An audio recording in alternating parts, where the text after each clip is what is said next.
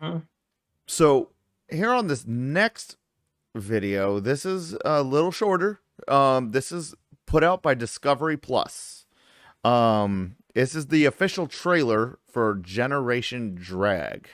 I want to get your reaction on how a major company like the Discovery Channel, its parent company and family of companies that surround it, as a major media thing. This kind of adds in to our previous topics that we've been discussing. It also has to do with a little bit about Tulsi and previous conversation we've had.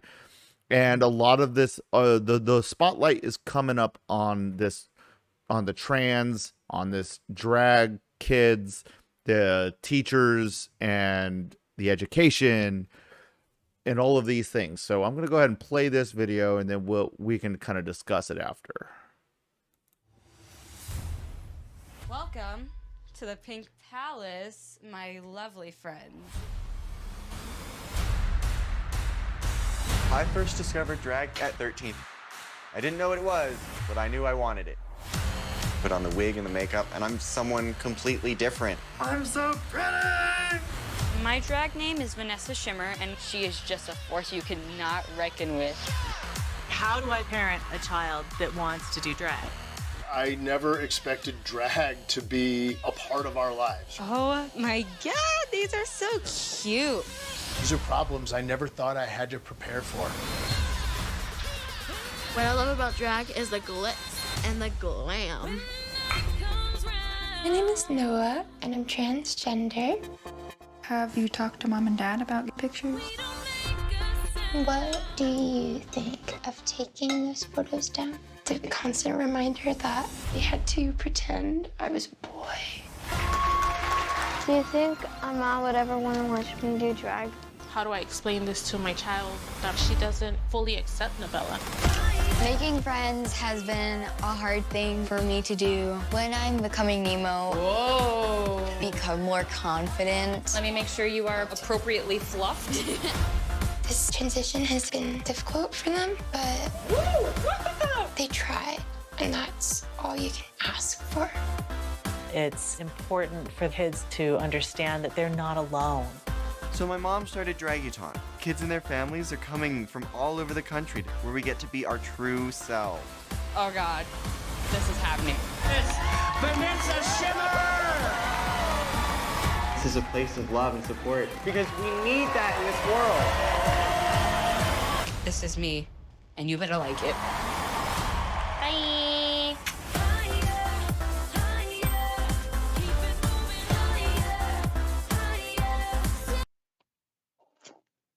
Interesting.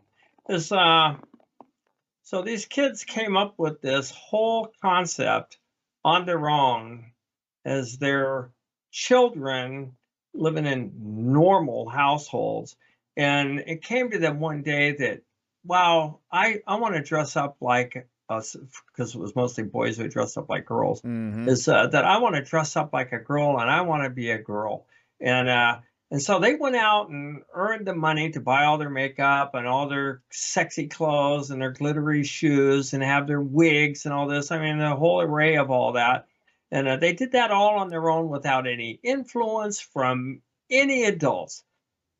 It's nonsense. It's absolute nonsense. It's absolute nonsense. It's the same people, the left, say that man crawled out of the ocean as a green piece of slime and evolved into something else.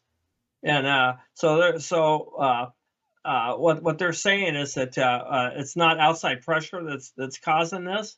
I mean, it's outside pressure causing this. I mean, they're getting all this information, these ideas coming from somewhere, and I guarantee it's the immoral left.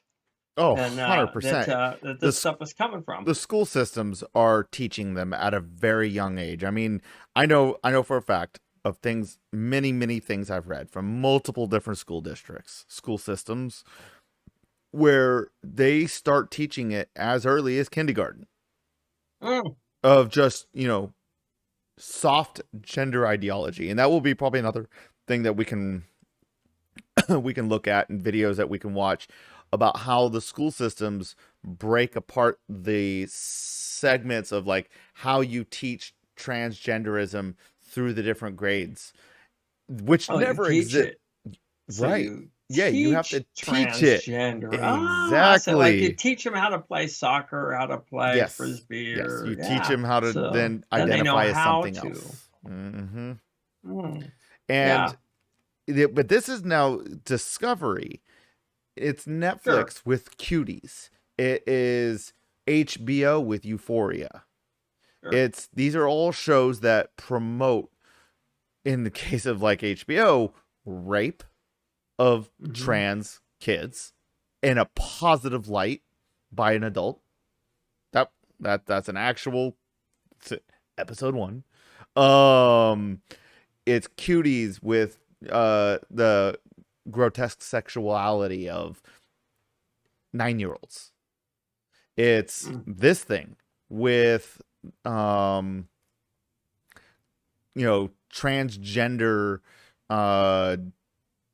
preteens. Some look like they may have been teenagers.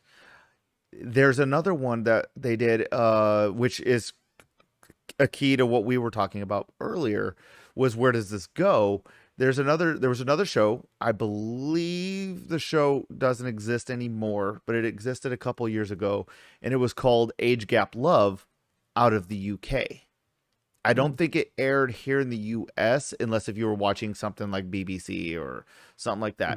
And one or if not a couple of the episodes, I know one of the episodes was about a 14-year-old girl and like a 50-year-old guy. So I got a question for you. So you take one of those children, say a 7 or 8-year-old or 9-year-old boy who through his influences through school and television and all has decided that he wants to be a girl, and he wants to dress up. So his parents catch on to this and go, whoa, wait, whoa, no, you're not doing that. That's not right. You're a boy, and you're going to be raised as a boy, and that's not happening. So then what the child does is they complain to the school that, his parents are transgender phobic, right? Because they do not have the authority to raise their child. Only the state does, or the media, which is they're in cahoots if you're on the left. Is that only one side is allowed to push, and to have their opinion held, and it's biased completely on the side of the transgender, homosexual, left perspective.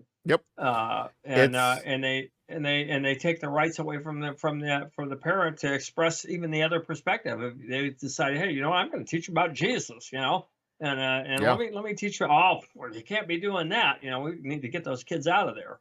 Right. And yeah, this is just something that is, in reality, everybody who is involved in that Discovery show is a pedophile, should be arrested. Every single one of the creative team absolutely should be pulled. Well, I guarantee you, there's something wrong with it. Oh, 100%. There's no way that you could go into that and be comfortable. Be comfortable on the production team, on the creative team, shooting what you're shooting, knowing full well that every bit of that is to the core absolutely wrong. They talk about Hitler and the Nazis and the Nazi youth. Well, now we have the pedophile youth. Right. We have the leftist youth. Yeah, the black coats just have a different have a different color now. That's all. And you look at it when if a conservative goes to speak at a college, the college denies them the ability to be able to speak. Because they don't want them speaking there, because they don't want the other opinion. They only want their agenda pushed, and this is obviously an agenda. And this agenda will undermine the absolute fabric of our nation. And will actually, if we don't collapse due to our lack of morality. Ben Franklin said, I believe it was Ben Franklin, said that, or it might have been Adams, is that our Constitution was made for a moral people. It's so wholly inadequate for any other. Right. And when you look at this country, it looks more like Sodom and Gomorrah than it does America. Which, the reason you have to live under a constitutional republic and why you would need to have a holy and moral people is because a holy and moral people would be more likely to not want gross influence of a bigger entity. At the end of the day, the less moral the people are, the more that they need tyranny to rule over them just to survive. Right, to keep in some kind of boundaries. Right. And that's why, it's funny because we started with the January 6th thing.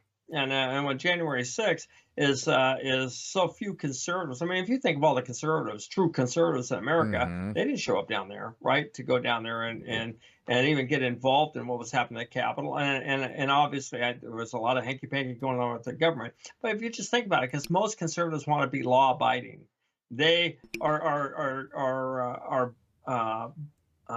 Declaration of Independence states that that we'll tolerate, we'll suffer. I'm going to think of how it is that we'll suffer injustice for I'm paraphrasing, for a period of time as long as it's sufferable. Right. So we'll tolerate a lot, right? Because you don't just get rid of your government, over small issues and then change it. So what happens is the conservatives just keep tolerating and saying, they maybe voice it, and they try to voice it in a lawful, civil way, and then the left just attacks them, calls them names, tries to run them out of business. Just attacks like a rabid dog, and eventually the conservatives are going to have had enough, because they are the financial engine of this country. The conservatives are. It's not the left. Right. It's the conservatives, the working people who go to work and want to take care of their families. And not that there isn't money on the other side, because they have acquired a lot of wealth, but if most of their wealth sits in institutions like tech and things like that. The left controls a lot of the big institutions, and those do pay a lot of taxes and all that good stuff.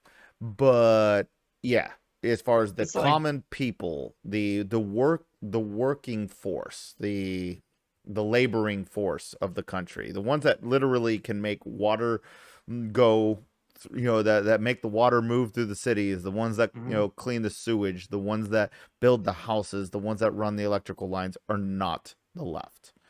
And we can't help the left build this monster, this false god that they're building, because they use us to do that. They do that by threats of they're going to run you out of business, or they're going to fire you if you say something that offends some leftist thing that is completely wrong. Right. If you make a judgment call that's not in line with what they're trying to push, and if we don't stand up, because what we're really lacking is courage. Right.